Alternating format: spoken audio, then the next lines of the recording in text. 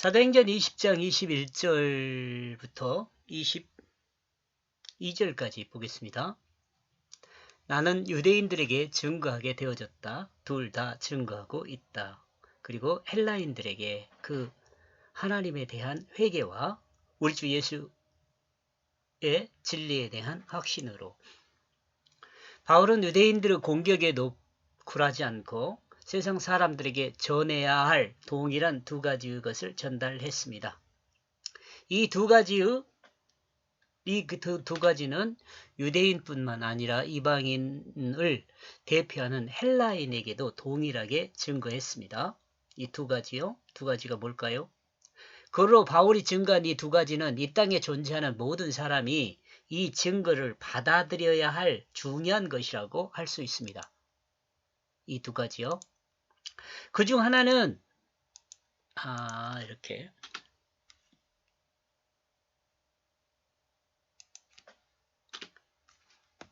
그 중 하나는 하나님께 돌아오라는 것입니다. 하나님께 돌아오라는 것. 인간은 선악과를 통해 하나님 곁을 떠났습니다. 자기중심이 생기면서 하나님 곁을 떠난 거죠. 하나님 곁을 떠난 사람에게 이제는 하나님 곁으로 돌아와야 한다는 것을 증거했습니다. 누가요? 바울이요.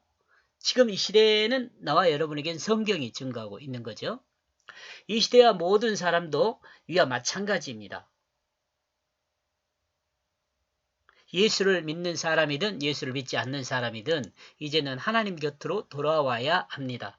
이것이 곧 회개인 것입니다. 바울은 유대인들이나 이방인들이나 이제 모두 하나님 곁으로 돌아와야 한다고 증거하고 있습니다. 그중 다른 하나는 이제 하나님 곁으로 돌아와야 하는 것을 증거하고 있고요. 다른 하나는 뭐냐면 예수 그리스도에 대한 진리를 확신할 수 있도록 증거하는 것이었습니다. 이게 하나님 곁으로 돌아와라, 예수 그리스도의 진리를 확실히 증거하는 것, 이 두 가지를 증거하는 거죠. 예수 그리스도에 대한 진리는 다음과 같습니다. 하나님의 아들 예수 그리스도는 인류를 위해 성육신하셨고 인류의 모든 죄를 지시고 십자가를 감당하셨으며 이 십자가의 대속의 은혜를 통해 인간의 죄를 덮으셨습니다. 그리고 예수 그리스도는 이 모든 것으로부터 승리하셨습니다. 전능하신 하나님이 생명으로 부활하게 하셨습니다. 생명으로 부활하게 하셨어요. 하나님 우편에 앉아 계십니다. 이 내용은 성경을 통해 지식으로 알 수 있습니다. 믿음으로. 성경이 하나님 말씀이라는 것을 믿음으로 우리는 지식으로 알 수 있어요. 그러나 이보다 더 중요한 것이 있습니다. 여기 줄 바꿨어요. 그러나 이보다 더 중요한 것이 있습니다. 그 내용은 다음과 같습니다. 주님에 대한 진리는 주님의 십자가 대속의 사건이 나와 관계에 있다는 것입니다. 내 죄 때문에 내 죄 문제를 해결해 주실 유일한 길이라는 것을 믿는 것입니다. 바울은 바로 이 인간의 죄 문제를 해결할 분이 하나님의 아들 예수 그리스도라는 것을 증거했습니다. 예수 그리스도에 대해서 알게 한다는 것은 대속주가 예수라는 것을 알게 한 거죠. 구약을 모르는 사람은 이것을 말할 수가 없어요. 왜냐하면 구약에서 전체적으로 말하고 있는 것이 인간의 죄인이라는 것을 말하고 있잖아요. 이 죄를 알지 못하면 알 수가 없어요. 이 대속이라는 게 필요가 없어요. 그러니까 마지막 선지자라고 말하는 요한, 물론 요한이라고 또 할 수가 없잖아요. 다음에 아가보라든가 이런 선지자들이 있으니까.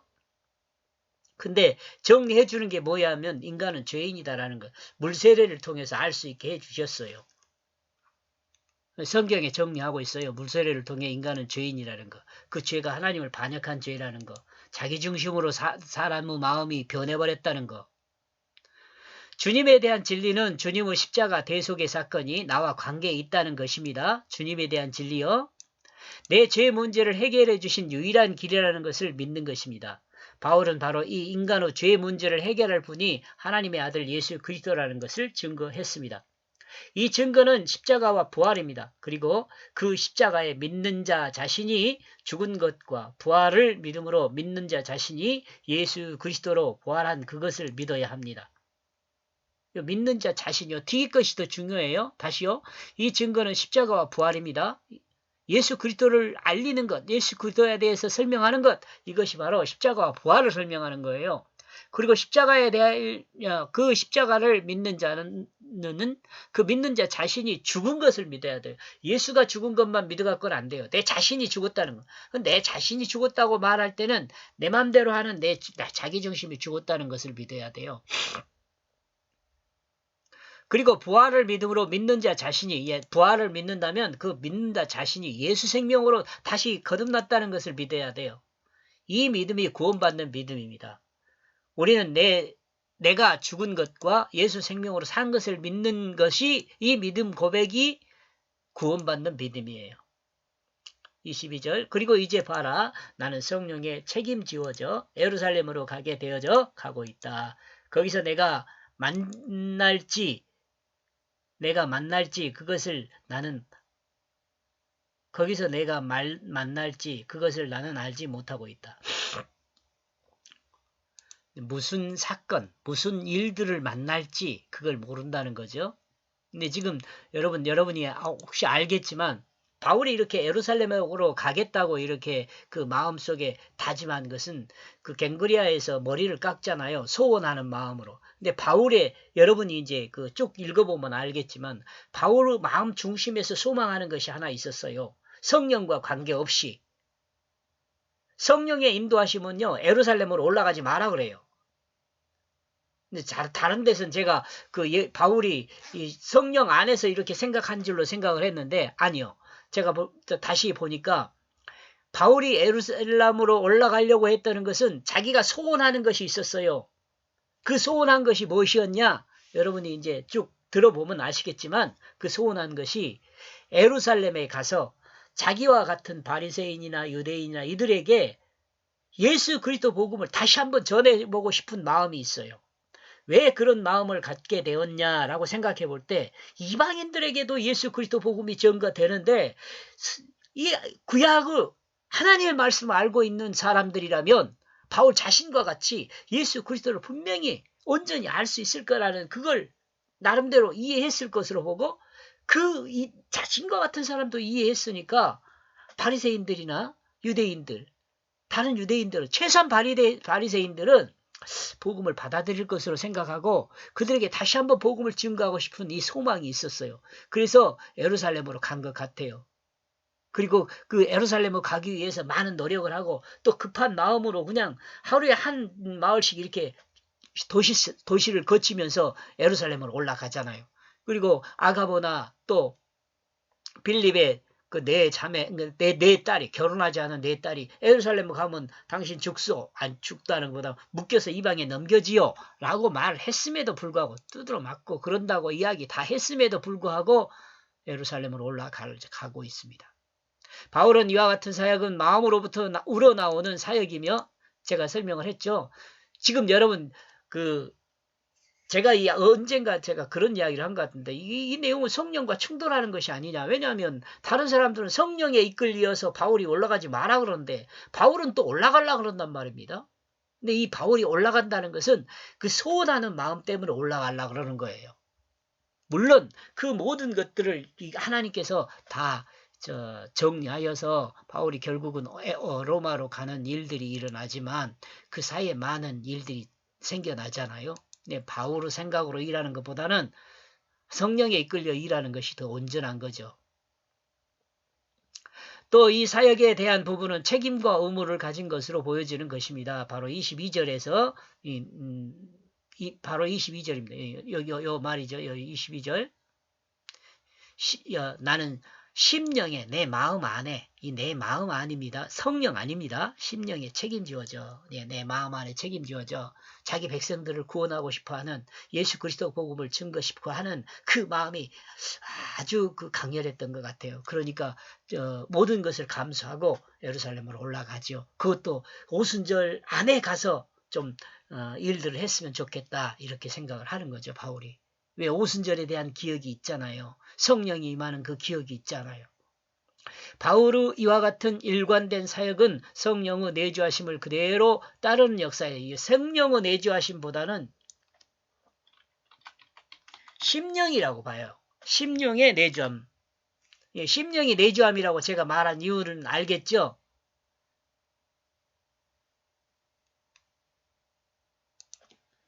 바울이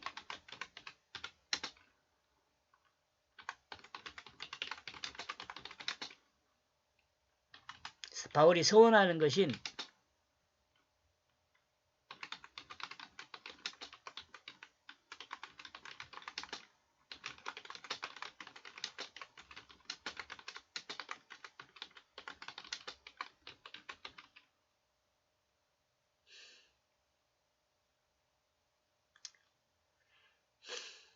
심령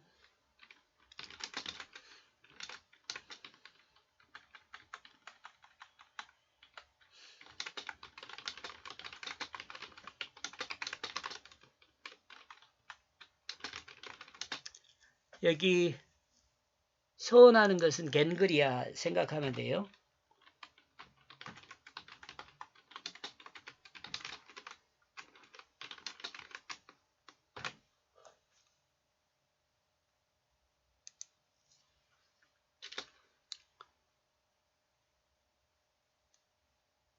마치 예수님에게 나는 없고 이것도 한번 생각해 볼 수 있어요.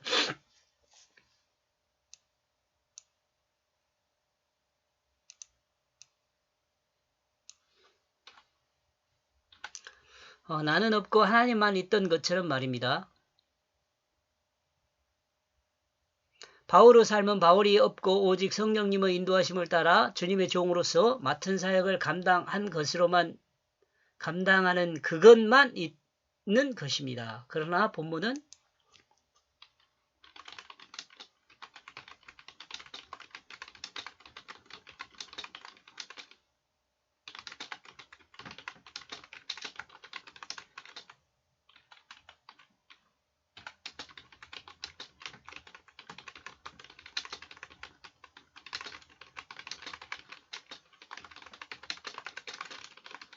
이 올라간 것으로 생각해 볼 수 있어요. 소원한 것을 따라. 이 소원한 것에 대해서는 제가 말씀드렸죠. 자기 백성에게 복음을 증거하는 것.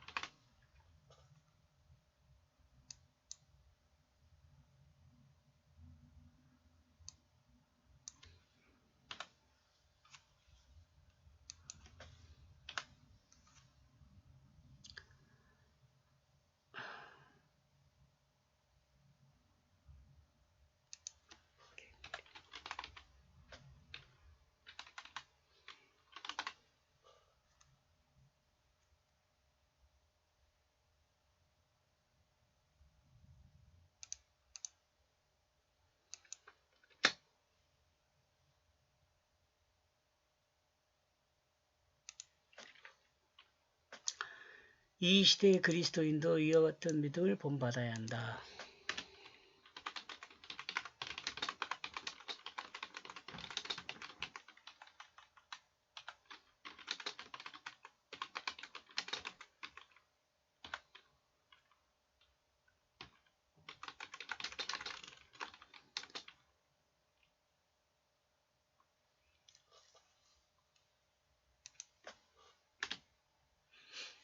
이 본문의 내용만 이야기하는 것이 아니라 이 바울이 예루살렘으로 올라가는 것은 서운한 것 때문에 올라간 것 같아요. 근데 성령에 인도하는 것은 이 서운한 것보다는 그 성령을 따르는 것이 더 온전한 거죠. 근데 이제 서운한 것을 따르다 보니까 바울에게 불편한 내용들이 많이 있죠.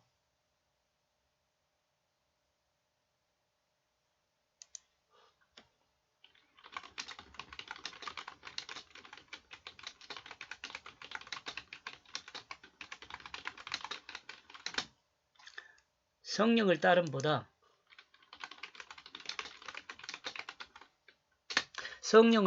서운한 것을 따르면 불편한 점이 많이 발생하게 된다는 것을